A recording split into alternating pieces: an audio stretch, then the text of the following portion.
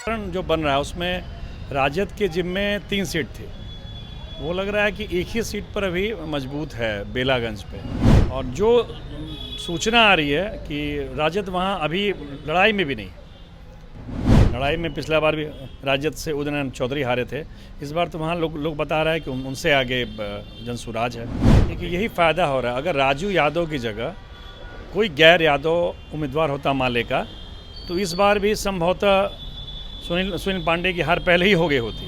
नमस्कार, आप देख रहे हैं न्यूज़ फोनेशन में हूं आपके साथ है नरोत्तम सिंह। बिहार में 4 सीटों पर उपचुनाव हो रहे हैं।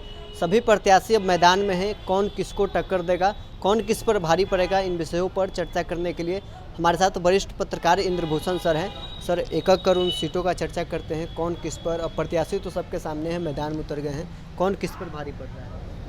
देखिए, अभी तो ये दीपावली और छठ पूजा के चलते थोड़ा अभी पूरा चुनाव में अभी पूरी सरगर्मी नहीं आई है। लेकिन जो समीकरण जो बन रहा है उसमें राजद के जिम्मे 3 सीट थी। वो लग रहा है कि एक ही सीट पर अभी मजबूत है, बेलागंज पे। और जहां हम की सीट थी इमामगंज, वहाँ एक वही सीट है जहां जनसुराज एकदम टक्कर में है। मतलब लग रहा है कि जनसुराज चुनाव लड़ रहा है। बाकी दो जगह आप देखिएगा तो तरारी में तो वही आमने सामने का मुकाबला है माले और सुनील पांडे के लड़के में। लेकिन वहाँ रामगढ़ में लड़ाई अच्छी हो गई। क्या कि पिछली बार भी बसपा से जो इस बार खड़े हैं उनके चाचा हारे थे मात्र 189 वोट से। फिर उनके भतीजा इस बार खड़े हैं। और जो सूचना आ रही है कि राजद वहाँ अभी लड़ाई में भी नहीं। पिछली बार तो मुश्किल से जीत गया थे 200 वोट से, लेकिन इस बार वो लड़ाई में अभी तक नहीं आए हैं। लड़ाई बसपा और भाजपा में दिख रही है। अभी का सीन नहीं है, अभी तो टाइम है, अभी छठ के बाद उसमें आएगा, फिर तेजी आएगी। बेलागंज में त्रिकोणीय मुकाबला देखने को कहा जा रहा है कि मिलेगा। जो जनसुराज के प्रत्याशी अमजद है वो भी वहाँ पर मुस्लिम वोट अच्छा खासा काट रहे हैं। देखिए, जो मुस्लिम वोट का जो कास्ट होने का जो टेंडेंसी है, वो लोग किसी प्रत्याशी को पोल नहीं करता है। जो बीजेपी एनडीए को हराता है उन लोग उसी को पोल करता है। जो लगेगा कि मनोरमा देवी जीतने वाली हैं, वो सब लोग फिर सुरेंद्र यादव के पास चले जाएंगे। तो ये अभी ये कहना कि अमजद अली लड़ाई में है, ये कहना बेकार है। मुस्लिम वोट बहुत कैलकुलेटिव वो लोग वोट करता है बीजेपी को हराने के लिए। वैसे भी वहाँ अपना कैंडिडेट दिए हुए हैं। तो ये तो बोल रहे हैं कि जो वहाँ बीजेपी को हराएगा, मतलब जो मनोरमा देवी को हराएगा बीजेपी गठबंधन को, उसको वो लोग एक जगह पोल करेंगे। ये इस मुकाबले में नहीं रही है कि मुस्लिम वोट बटेगा 3 जगह। ऐसा होता नहीं है। बिहार में कोई ऐसी टेंडेंसी नहीं। मतलब बेलागंज में भी मुस्लिम वोट टूटने वाली नहीं है, आरजेडी के साथ है। हाँ, बस जो देखिए, अगर जनसुराज हराएगा तो उनके साथ हो जाएंगे। मनोरमा देवी को जो हराएगा, जो बेस्ट कैंडिडेट रहेगा, उनके साथ मुस्लिम हो जाएंगे। फिर मनोरमा देवी पूरी दमखम अपने बेलागंज में दिखा रही है। सुरेंद्र यादव के बेटे हैं। क्या लगता है कि जो परिवारवाद से यादव समाज है, जो अलग मनोरमा देवी को वहाँ जिता सकता है? मनोरमा देवी भी तो परिवारवादी हैं। उनके पति थे नामी, अपने समय के बहुत चर्चित थे। बेटा है तो ऐसा नहीं कि वो भी कोई परिवार से बाहर है, वो भी अपने पति के चलते आई हैं। सुरेंद्र यादव भी का जो सीट है कभी आज तक हारे नहीं हैं, उनके बेटा को लड़ा। लेकिन दोनों पैसा में, ताकत में जो होता है, साम दाम दंड में दोनों बराबर हैं। इमामगंज में बात करें तो प्रत्याशी दीपा मांझी हैं, जीताराम मांझी के बहू हैं, संतोष सुमन के पत्नी हैं।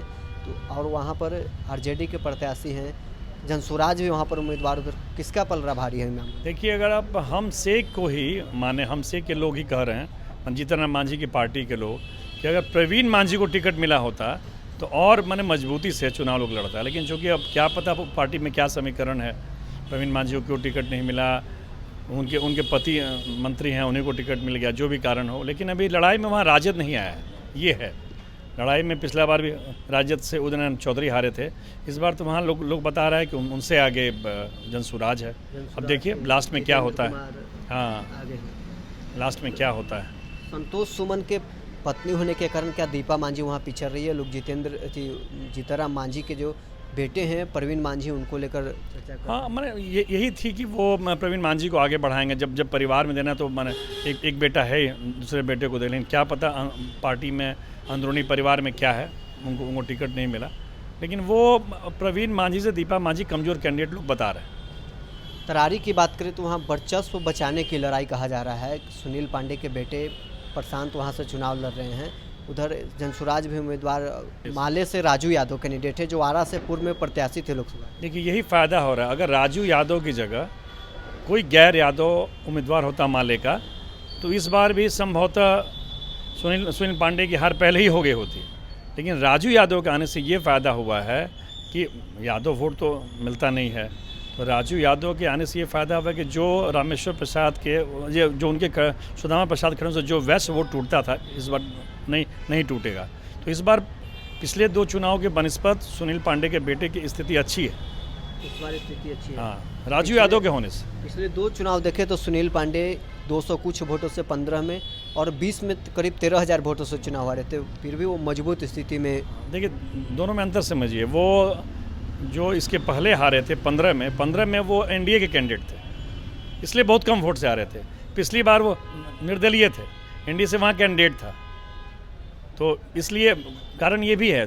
इस बार चूंकि उनको एनडीए कैंडिडेट बनाया है, एनडीए कैंडिडेट बनाया है और माले से राजू यादव हैं, इसलिए पूरी संभावना है कि मैंने इस बार वो जीत सकते हैं। एनडीए के वोट जो 13,000 के लमसम था करीब वहाँ पर, तो वो वोट तो जुड़ेगा सुनील पांडे के। मैंने सुनील पांडे की स्थिति अच्छी है, हालांकि उनकी बेटे की छवि बहुत अच्छी नहीं है, लेकिन मजबूरी है। वहाँ लोगों की लड़ाई होती है माले वर्ष गैर माले। सुनील पांडे के बेटे प्रशांत अपने नाम में उर्फ सुनील पांडे भी लिखकर चल रहे हैं। सुशील पांडे हाँ, उनका नाम भी घर का सुशील पांडे है और ऑफिशियल नेम है प्रशांत नीरज या प्रशांत कमल, जो भी नाम हो। हाँ, लेकिन मैंने घर का नाम वही है, सुशील पांडे। रामगढ़ की बात करें तो वहाँ पर एक बार फिर परिवारवाद को हराते हुए वहाँ चर्चा है कि जो अशोक सिंह बीजेपी की कैंडिडेट वो जीत रहे हैं, परिवारवाद वहाँ पर हार रहा है। परिवारवाद क्या, अब तो सब लोग तो परिवारवाद ही में खड़े हुए हैं। मान लीजिए किसको आप मना कीजिएगा। इमामगंज से जीतन मांझी तो एनडीए के हैं, क्या वहाँ परिवारवाद नहीं है? वहाँ भी परिवारवाद है। एनडीए से ही हैं सुनील पांडे, वो भी अपने बेटा को दी, तो परिवारवाद तो दोनों तरफ है। परिवारवाद कोई इशू ही नहीं है, उधर भी परिवारवाद है, इधर परिवारवाद है, तो वो कोई इशू नहीं है। इशू ये है कि जगदानंद जी का एक बेटा पहले एमएलए हुआ, एमपी हुआ, एक बेटा को वो खड़ा किए थे गया स्नातक वाले में, फिर एक बेटा को ये है। हाँ, फिर उनको वापस आरजेडी में लेकर आए। इसीलिए बस यही है कि वो चाह रहे हैं कि मेरा सब बाल बच्चा सब बन जाए, इसका विरोध इसका है। तो चलिए 4 सीटों पर बिहार में उपचुनाव हो रहे हैं, कौन किस पर भारी पड़ रहा है, प्रत्याशी अब सामने हैं। पर्व के कारण अभी माहौल थोड़ा बना नहीं है, पर्व के बाद सब कुछ साफ हो जाएगा कि कौन किस पर भारी पड़ रहा है। हमारे साथ वरिष्ठ पत्रकार इंद्रभूषण सर थे। 4 सीटों पर हमने एक चर्चा की है। बहरहाल इसको में इतना ही, आप बने रहें न्यूज़ नेशन के साथ।